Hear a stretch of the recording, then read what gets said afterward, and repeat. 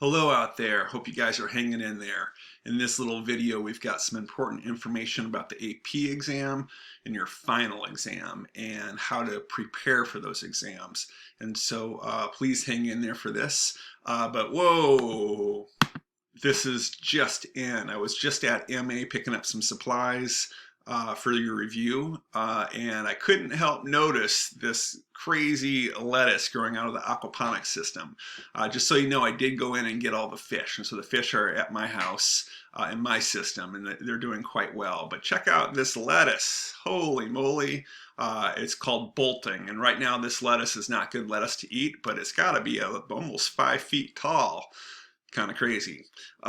Also, just on a side note, it's unfortunate that everything we're going through right now, we will get through it, but on Wednesday it's Earth Day, and it's the 50th anniversary of Earth Day. And so in this picture right here, this is New York City, for the first Earth Day, and just millions of people are out there, and it was really a turning point. This is like right when the Clean Air Act, the Clean Water Act, all Nixon, this is happening during Nixon's time, are coming online. And so we've really come a long way, and there's a lot of people all around the world that acknowledge this day. And we've done a lot of things at MA, and some of you guys may remember like Earth Day fairs and things like that we've had in the past. If you're interested, there are virtual things happening this week. Stanford's has got a bunch of stuff happening. NASA does. And so I'll post this in Canvas. You might be wondering, does this count for your environmental service hours? The answer would be yes, except with the one disclaimer. I think we need to waive the environmental service hours. We're just going to let that one go. And so that'll be a caveat for this semester. And so maybe you can make it up down the road after this course ends and all this COVID madness subsides. But if you're interested, I'll post these links. You can check out what's going on out there. Okay, here we are, AP exam. We have read this entire book with the exception of chapter 24. And I hope you've enjoyed it. I think it's actually a pretty good book. I've said this before. Maybe you're wondering, how did I get a hardcover on my book? And so I hope that you guys took good notes as you went through. Those notes are going to be one of your best resources for you.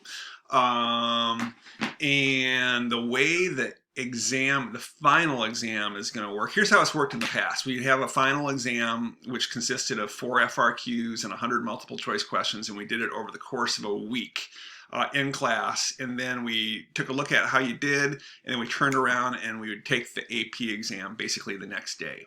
That was the program that worked pretty well. Obviously this year things are going to be different, and one of the differences is with the shorter exam happening online, they're going to turn it around faster. And so what that means is that we can just have that, I'm thinking we're just going to have that exam count as your final exam for the course. Which is worth 25% of your grade. Of course, we're at credit, no credit. But you guys, this is what we have in front of us right now. And I know motivation may be waning for just academics in general, or maybe it's ramping up. I don't know. But just in life right now, this is what we've got in front of us. And this is what we've got control over. We don't have a control over a lot of things, but this is something in front of us. And my hope is that you do your best to prepare for this exam. And I'm going to be there to help you to prepare for the exam the best I can. Of course, we've got some differences this year. But in the past, what we've done is, I've asked students to really, we put a lot of class time in. And so we end the course early so I can focus class time on, review sessions and things like that. And we go through the entire thing. And students in the past have done remarkably well with with our AP class at Menlo Atherton. Much higher, significantly higher scores than the rest of the country. And so I've been proud of that, and my students, and I know will do well too. The way you want to be thinking about it is if you've been getting A's and B's in this class, I really want you to pass. Well, I want everybody to pass the exam, but if you're getting A's and B's, it's important to the integrity of the class that you pass the AP exam. Otherwise, if people are getting A's in our class and can't pass the AP exam, it means we're not calibrated. And so I want you to go for it. And if you pass the exam, you get college credit, which is great. And one of the things you want to think about with college credit is not only is it credits towards your graduation, perhaps more importantly, it gives you credits and you get access to signing up for classes first.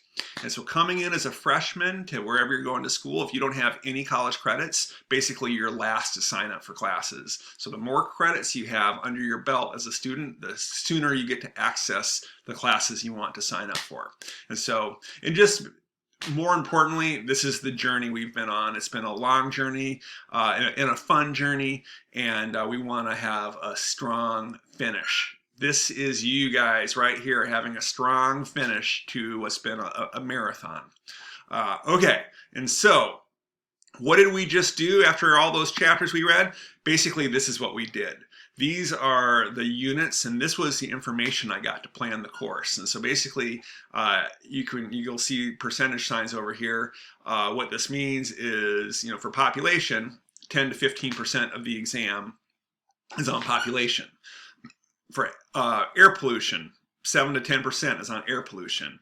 Aquatic and terrestrial pollution, 7 to 10%. And so what I did was I cut up the course by the amount of time we had and planned it that way. So 15% of the course is population and so forth. And so now this year, the AP College Board has broken them down a little bit more. And so if you want to take a look at these, you can hit pause. Here's units 1, 2, and 3.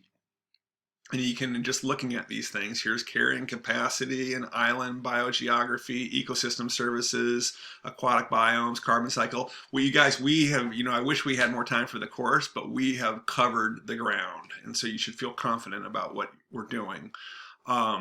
Here, that's units 1, 2, and 3. Here's units 4, 5, 6, and 7. And again, look at photochemical smog, thermal inversions, fossil fuels, nuclear power, atmosphere, wind patterns, watersheds. And so you can, again, hit pause if you want to take a closer look. And then finally, and this is the part that I'm still having a hard time with, they are nixing units 8 and 9. Which I'm taking issue with, but we're going to choose our battles. But look at what it is. It's like climate change. This is global change. Ozone, climate change, ocean warming, ocean acidification, invasive species, endangered. These are, and over here is LD50, toxicology. This is some of the stuff that we've done most recently. And I'm guessing it is freshest in a lot of our minds. And so a small moment of silence for losing those things off the exam. Okay, we're over it. Let's move on. Additionally, they've got science practices here that are going to be on the exam too. And so you can take a look at these. These are not on it. We won't be analyzing text.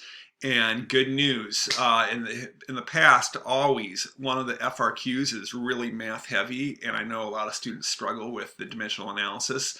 That I've gotten confirmation will not be on the AP exam this year. And so that's, I think, in our favor. But I would make sure you know how to calculate percentages and figure out percentage change. Remember the new minus old over old times 100? Make sure you know the rule of 70. These are not hard concepts, but if you don't know how to do them quick, that could be a problem. So if you want to take a pause and look at this, just notice that there's environmental solutions. I've tried to be big on that. Data analysis, scientific experiments, working with visual models, and explaining concepts. We got this. Okay, and so what's the exam going to be like? And some of you guys may have gotten emails. We've got 2 FRQs, and they're a little different. I don't know how they came up with this. One of them is 25 minutes long, is 60% of the exam. The other one is just 15 minutes long, and it's 40% of the exam. And we need to crush both of those, and that's what we're going for. And so now, you know, I've often said I don't love the multiple choice questions, so I guess I got what I want. And so we are focused just on the FRQs, and that's what we're going to do to prepare for the exam. And just notice what is in those FRQs, explaining environmental concepts and models and processes, looking at data. I'm fairly confident that both of these FRQs are going to have us looking at data and like kind of analyzing charts and graphs, which is why I think that we need to make sure we can do the percentage change and you can do those kind of quick math calculations. Also, I think it's going to be as integrated as possible. The course is such a broad course, and now we're boiling down your final assessment to 2 FRQs. I think it's going to be as integrated as possible. So think like watersheds and pollution moving through these watersheds with a biogeochemical cycle, ecosystem services, or all those kind of like global concepts are going to be in these FRQs. That's what I think. That's what I want to get you ready for. So, should you be practicing right now? Here's what Bruce Lee says about practicing. You can take a look at that. And so for FRQ practice, one of the things that I'm going to be assigning here, and it's going to be a little clunky, I think, is the AP Classroom. And I think you guys have gotten emails from AP Classroom, has opened up some review FRQs that are specifically geared towards this year's exam. And so we're going to go into that. And then there's a bunch of other FRQs. And so we are going to be practicing FRQs like crazy. How do you write the best FRQ possible?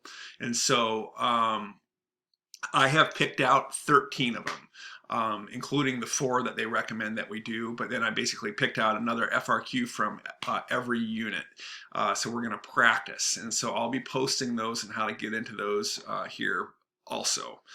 And we've got 4 weeks to do this. So that's going to be like 3 FRQs or so a week through the AP College Board. And so what do we have in our toolkit to get ready for this thing? We've got lots of things. Here's one thing. We've got review guides. Basically, here's the whole course we did.